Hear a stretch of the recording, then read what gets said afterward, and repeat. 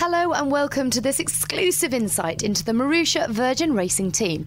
I'm Natalie Pinkham and this is my first season in Formula One. I have got no idea what to expect, so I thought it'd be worth getting an insight into Formula One from none other than Marussia Virgin Racing driver Timo Glock. Good to see you, Timo. First of all, tell me how you're feeling, because you just had your appendix out, haven't you? Yeah, much lighter now, at least, so that feels quite okay, but it's more painful to hang around here watching the cars going by and I can't drive, so that's a bit painful. But I will be ready for Melbourne. It's still a bit painful, but on a good way. Okay, I'm a bit curious about these things. Can I have a look at the scar, please? You think? Yeah. Okay, he seems to be removing his jeans. I'm looking blushing and looking the other way. Oh, it's very neat. The other one is here. You have 3 scars? Yes. That's how it is. I mean, I thought, traditionally you just got one little nick and whip it out. No, it looks like... I mean, there are 2 options. You have a big one big one, or you have 3 little ones, and that takes less time to recover. I'd always go for 3 little ones over 1 big one anyway. Can I see... Did you keep the actual appendix? No. They sent it back and just had a how you call it, look into it. Analysis? Yes, exactly. I kept my wisdom teeth in a jar for about 2 years. It was good, actually. So, you're saying it's been frustrating being here. Just how frustrating is it? Because you're here, everybody's gearing up for the season. Yeah, I mean, you have not many tests in before the first race, so if you lose two days of testing, it's just not perfect. But I think, I mean, if we would have had this problem in the first race in Melbourne, it would have been much more difficult for us. So I'm happy to have it now, get this sorted and be ready for the race. But, as I said, it's how it is and I have to get over it. Talking of Melbourne, I've never actually been there. As I say, I'm a new kid on the block in Formula One. So what can I expect? Can you give me some advice going to Australia? Go early, enjoy the city. It's just very good fun. The atmosphere is just mega. Go to the Crown Casino, have some fun in the Crown Casino. Go for some good food, good parties going on there. So shopping is very good. So it's just an enjoyable weekend. Timo, I'm all about the racing, not gambling and shopping. Are you mad? Do you play poker? Yeah, I play every time when I'm in Australia and lose some money and just don't play for another year, and when I'm back in Melbourne again I try it again and lose money again, and then I wait until next year again, and it's just every time the same. Which of the other drivers plays? Oh, quite a lot. I mean, Robert Kubica is one of the big players. He unfortunately he can't be in Melbourne, but nearly all the drivers I think playing. Nico Rosberg's playing. Michael is playing sometimes as well. I bet he's got a good poker face. At least all the Germans playing. Yeah, you see, they're good poker players. They just don't give anything away, do they? I don't know. For me, I think if I have a good hand, everyone sees it. So. What can I expect in terms of the travelling? Because I know I'm going to rack up a whole load of air miles this year. How do you cope with the travelling? Oh, it's tough. It's especially the first 4 races are flyaways, and Australia, the first race is just very, very long travel, 22 hours, I think, or 23 even. And that's quite hard. I mean, you just have to get used to it to have a bit of an experience when you sleep, eat in the right moment, sleep again, and then whatever, the last 6 hours stay up and try to get into the time zone of Australia is quite difficult. Come on, what am I going to pack for this trip?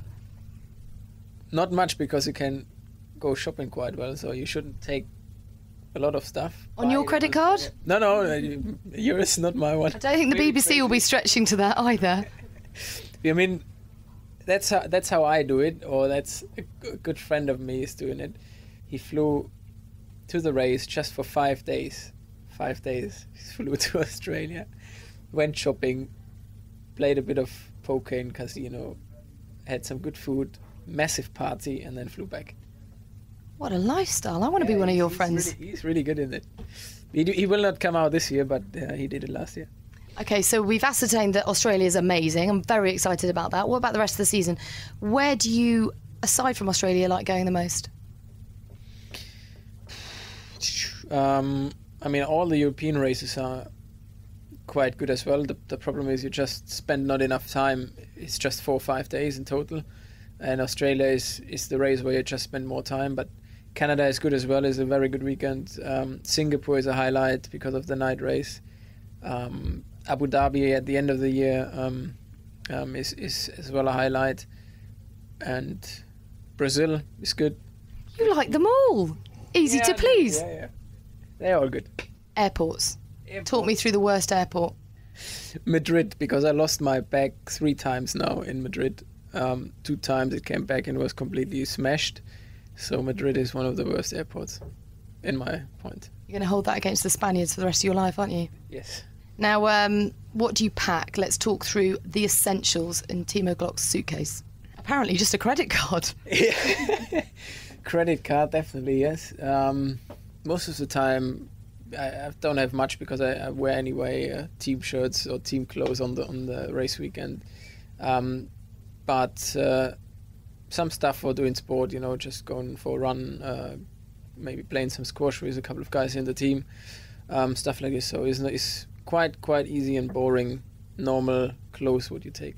Okay, what about personal effects? What iPod, laptop? Yeah, laptop, iPod. PlayStation, the portable one, where I'm playing most of the time against my physio on the plane, soccer, and that's it. An iPod, what music kind of really fires you up? AC/DC. Oh my God. Hard as a Rock, for example, or whatever, Highway to Hell, stuff like this. That's what I listen to in the grid just before the race. No, I can see that would fire you up, but what about relaxing when you're back in the hotel? No, when I'm back in the hotel, I'm just switch through the TV and that's it. Come on, you love a bit of cheese. You must do. No, I'm just very. When we come back, it's so late anyway. The days are so long, and when you come back in the hotel, it's 10 o'clock, and then you just go to bed and, as I said, switch through the TV. Well, Timo, it's been a remarkable insight into your life. Thank you very much. No problem. Another F1 rookie, albeit in a slightly different position to me, as Marussia Virgin Racing's other driver, Jerome D'Ambrosio. Good to see you. How excited are you about the 2011 season?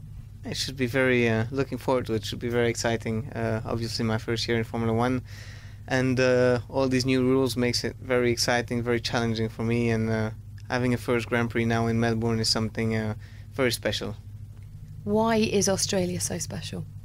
I think it's a combination of many things. It's a tough track, first of all, very exciting race. It's partly street circuit, so very slippery. You're in Australia, so lots of sun and beautiful atmosphere over there, so should be fun, should be nice. I think before we started this interview, you included beautiful women in that as well. Be honest. I did. I mean, it's Australia. It's these beaches, surfing, and it's more of, when you think about Australia, you think more about vacations. But obviously, we're going there for work. But it's nice to be. It's a bit like Monaco. It's nice to be in a nice area. So you're at the track, and then you do a kilometer out of it, and you can completely disconnect from the racing. So it's just quite fun. Talking of disconnecting from racing, what do you do outside of the day job? Well, since I've signed in Formula 1, I haven't been able to do much aside the racing, because there's always something to do. But I really, in the winter, I really enjoy skiing. That's something I really love to do. And then just apart from that, when I have free time, just chill with friends, girlfriend, and stuff like that, normal stuff. What are your first impressions of Formula 1? I mean, you've been so busy lately, but what have been the best and worst aspects of becoming an F1 driver? I think it's very different. Obviously, you don't expect it to be that much of a difference. That there's such a big difference compared to GP2. I mean, the driving is one thing, but even in the driving, you have many more things to do on the steering wheel and everything. But aside the driving, you have to work with the car and the engineers, and it's just more pushed in every aspect. So it's quite interesting. And then on the other side, you have to work at the factory on the sim. You have lots of PR. It was I was surprised, but it was something quite big in Belgium, the fact that I signed in Formula One, and I've been massively busy with this any time I went back to Belgium. So I mean, it's just at the minute I haven't had much of time for me, which of course I'm not complaining about it, because I've always dreamed to be in this position. But yeah, it's something great, but very busy. Keeps you you have to keep your head cool and just try to do the job, but a lot of things to do at the same time. I was going to come on to your favourite circuit. Spa must be number one. Yeah, Spa is definitely one. I mean, number one because of the context. In terms of the tracks, I have a couple tracks that I really enjoy. Spa is there on top of the list. You have Suzuka is amazing. I called it the Asian Spa when I went first there last year. It's amazing. These natural tracks is just, there are some corners over there that you don't find anywhere else, and really enjoy it. Silverstone is fantastic as well. Cubs, Beckett's, English crowd, English fans are fans that, you know, it's always crowded. The fans know about motorsport, and you feel this atmosphere. And then you have Brazil and Monaco. I really enjoy these two as well. You've just created another fan in me for mentioning Silverstone there, so thank you for that. That was good. I enjoyed that. So what can we expect from you this year? Realistically, what are your hopes and ambitions? Well, it's obviously, as I said, Formula One is very complicated. So what's a really great chance for me is to have someone like Timo beside me. Obviously, he's much more experienced. He's a top driver. He's highly ranked and highly seen in Formula One. So I think I'll have to be as close as possible to him, as quickly as possible. But obviously, in the beginning, he's going to be ahead. That's normal. But you know, slowly but surely, getting closer to him and do a proper job for the team. In the beginning, I'm really looking forward to finishing the races, because that's important, mileage, and get some good experience there. Now, I have to say, you seem very relaxed, a very relaxed rookie. What advice can you therefore give me, also being new to the sport? Well, it's you know, in the end, you have to do your job as best as you can, and just don't get any other thing in your mind, stress. In the end, you can't stress about something that hasn't happened yet. You know, it's like I can't stress about a race. It's gonna be in 3 weeks or 2 weeks, so it's no point to go crazy on that. It's just important to focus on what you can do to get that race good, to do that race in the best way you can. And so I think just living the present moment, and you know, always. So preparation and living in the moment. Yeah, I guess so, yeah. I like it. Good advice. What about preparation in terms of packing? Now, you see, I'm thinking, what kind of clothes should I be taking to Melbourne? Because it's all sorts of weather out there, isn't it? 4 seasons in one day and all that. No, I think you shouldn't take many clothes. We're gonna enjoy it. Wow. I'm joking, obviously. No, Obviously. it's gonna be warm out there. This is what I mean. So you don't want to come with the ski jacket, if you know what I mean. But no, I think obviously you are a woman. I'm a Thank guy. you for noticing. So obviously I'm gonna pack a couple t-shirts, shorts, and flip-flops, and I'm gonna be happy with this. I don't think you'll be happy with it. No. Exactly. No, I will need hair products, you know, hair dry, straighteners, makeup, that kind of thing. But I'm sure you pack the same. Now, listen, I've been told by Timo that he listens to AC/DC, something that troubled me slightly. But what gets you in the mood for racing? You know, we'll be soon in Malaysia, so I'll tell that anecdote. It's my first pole position ever I did in GP2 was in Malaysia, and the song I was listening to before that was In the Summertime, Mungo Jerry. So I've got no idea why that got me in the mood, but That's brilliant. obviously, yeah, I'm listening to anything depending on your mood. Music has a strength, has the power of giving you different emotions depending on what you listen to. So obviously, depending on your mood, you can use that as a tool to if you're stressed, you listen to Summertime. You're gonna chill. I just advise not to listen to Bob Marley, because you're probably gonna have a reaction time that's gonna be a bit long and you lose your reflexes. But although I love the music.